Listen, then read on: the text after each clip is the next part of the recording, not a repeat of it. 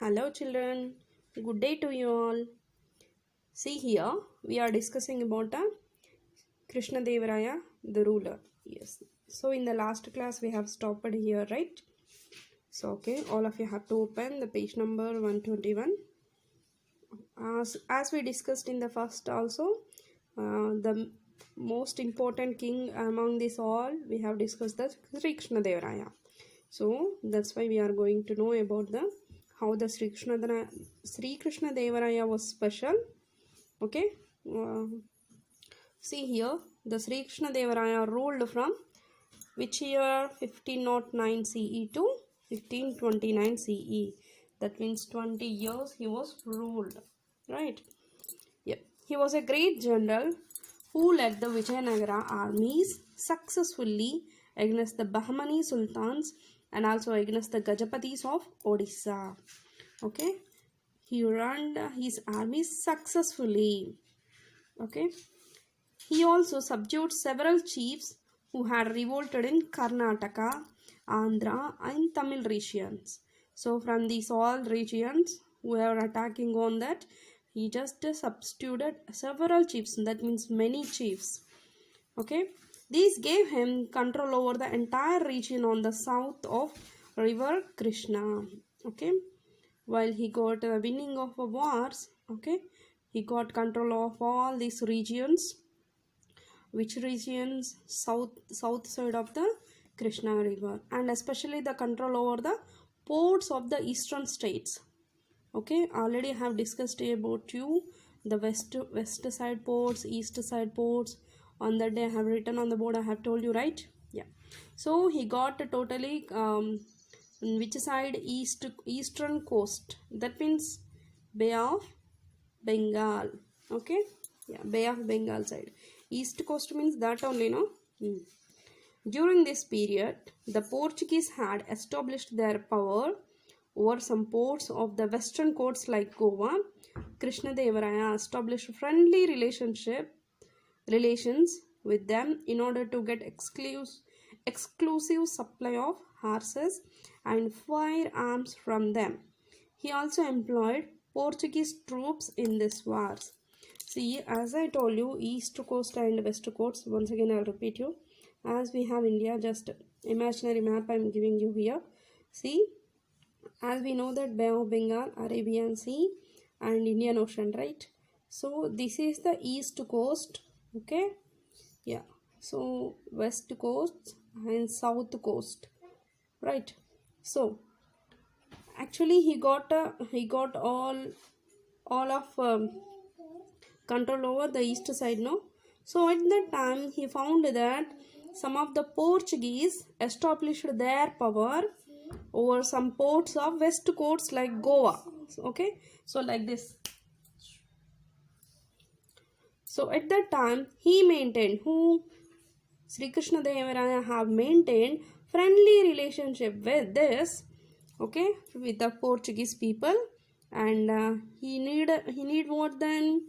He need supply of horses and firearms from them. He also employed Portuguese troops in his wars. Troops means, I had told you, a group which is participating in wars. Okay, so he got a he employed some Portuguese people in his wars. Okay, every year on the Vijayadashami day, that means what? Dasara, which we have celebrated recently, right? Yes. So every year on the Vijayadashami day, the king organized elaborate festivities and worship, which concluded with a massive parade on his armies. On this day, all the chiefs and Amaranayakas of the empire brought their tributes to the king. Every year on the Vijayadashami, that means on Dasara, they'll celebrate, that is, elaborate festivities and the worships day. And on that day, they are holding a parades of his armies. Actually, nowadays, Republic Day for Independence Day, you have seen the parades, no? In Red Fort and all. So, same like that. Every year, same like that. at the time of Krishna Devaraya's period, at the time on the day of Dasara, that means Vijayadashmi day, their armies will do massive parades. Okay, and even chiefs and Amaranayakas also brought their tributes to the king. See how we are celebrating like our now Republic Day and all, no? So they have celebrated. Of course, they'll celebrate as their worship, and as well as they have gone through this parade and all. Okay, so in that way they have celebrated their Vijayadashmi at that time. And Krishna Devaraya paid special attention to the temples of his kingdom and personally visited many of them like Tirupati, Srishailam and Ahobilam. He also donated to a large number of temples. Okay, that means he paid special attention on temples. Okay, and he had visited many temples like Tirupati, Srishailam and Ahobilam temples, and he gave many donations to the temples. Okay, Sri Krishna Devaraya's inscriptions states that he had distributed the great treasure gained. Yeah. So in his successful wars of all the major temples of southern India, towering temple gateways called Rayagopuram. Here which you are looking, this is called as okay, it is Gopuram of Ekambareshwar temple in Kanchipuram. Okay, it is in Tamil Nadu. So in Tamil Nadu, Ekambareshwaran temples, Gopuram. Okay, yeah. So towering temple gateways we called as Rayagopuram. That means first entrance of a temple. You can see like this, no? Right? Were built in many of these temples in his honor. The generosity assured that his name would be remembered for long among the people of South India. He also built some beautiful temples in Vijayanagara city. Okay, so yeah, towering temples, that means Rayagopurams like this. Okay, he had built for many temples. So in that way, he have remembered in the peoples, especially in South India. And he also built some beautiful temples at where? In Vijayanagara city. Okay. Yeah. Sri Krishna Devaraya was also a patron of Telugu literature, and he himself composed the poetic work Amukta Malyada on the life of Andal, the Tamil Bhakta poetess. Okay, his court was adorned by eight poets known as popularly as Ashtadigajas. They are Allasani Peddana, Mukku Timmana, Durjati, okay, yeah, Ramaraja Bhushana, Tenali Ramakrishna, Pingali Surana, Ayyala Raju Ramabhadrudu, and Madhyagari Mallanna. See, okay, so as I told you, among these all Vijayanagara kings, Sri Krishna Devaraya have given more importance to the Telugu.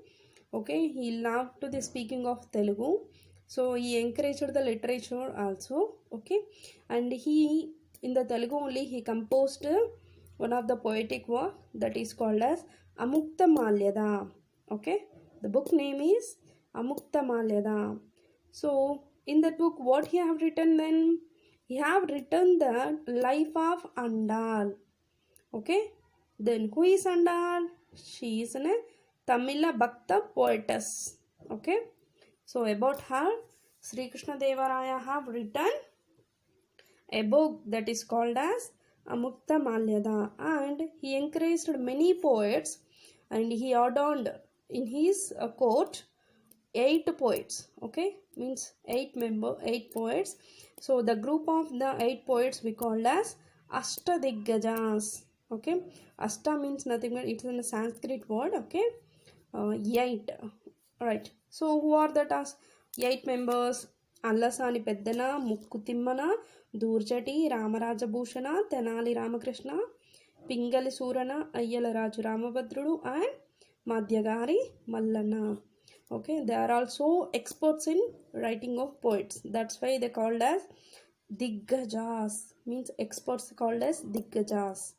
Here 8 members, no, that's why it is called as Ashtadiggajās. Okay, yeah. So the power of Vijayanagara kings grew further during the time of Krishnadevaraya's successors Achyutadevaraya and Aliyaramaraya. As the Bahmani rulers were unable to fight the Vijayanagara individually by 1565 AD, all the 5 Bahmani kingdoms joined together and defeated Ramaraya in Rakkasitangadi war, also known as Tallikota war. Okay, they looted and destroyed the city of Vijayanagara. The emperors who succeeded him shifted their capital in Chandragiri near Tirupati, but never regained the glory of earlier times. While a part of the empire came under the control of the sultans, the chiefs and nayakas became independent in other parts. See here. So at the time of Sri Krishna Devaraya, they grown up their Vijayanagara kingdom. Okay. So then following of Krishna Devaraya, next who were of course Achyutaraya and Aliyaramaraya. They were also succeeded in their ruling, but the Bahmani rulers, okay, Bahmani rulers unable to fight with the Vijayanagara kings, right, individually. So again they have,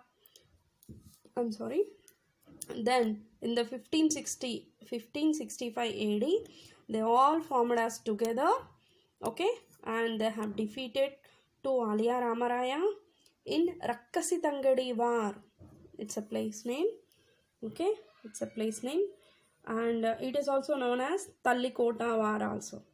And at that time, after defeating of Ramaraya, they looted and destroyed the Vijayanagara, okay, and then after it was totally the kingdom ruled by sultans, okay, and they shifted their capital cities to the Chandragiri near Tirupati, okay, and whoever at that time nayakas and chiefs, just they have become independent in other parts, okay.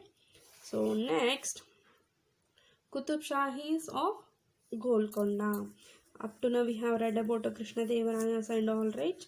So now the concept is Qutub Shahis of Golconda. Okay, see here, same like Vijayanagara kings, how we have discussed about kings names and their timelines, no? Here also Qutub Shahi Sultan's timeline also they have given.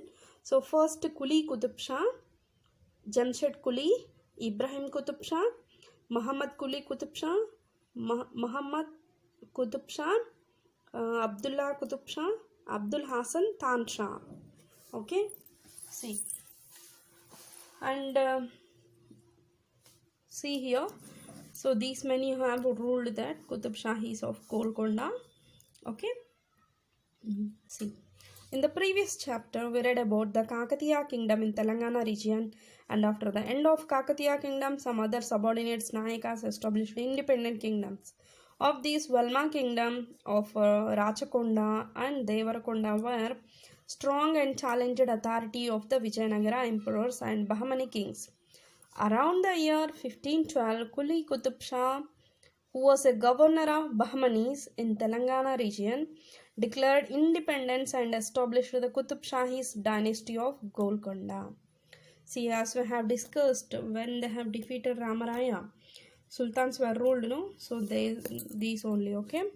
So, and see, Telangana region declared independence and established the Qutub Shahi dynasty of Golconda. Kuli Qutub Shah extended his rule by capturing forts at Warangal and Kondapalli, okay, is it visible? Yeah, Eluru and Rajamandri. Okay, Kuli Qutub Shah extended his dynasty, okay, by capturing of some ports. Okay, capturing means nothing but attacking, right? Which ports? Warangal port, Kondapalli port, Eluru and Rajamandri port.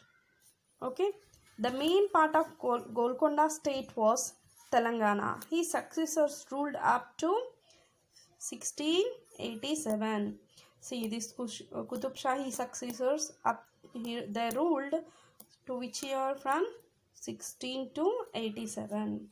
So in that all, here they have given, here they gave a pic of Qutub Shahi dynasty. Okay, yeah, which you are looking at some pink color, no, that is called as Qutub Shahi dynasty.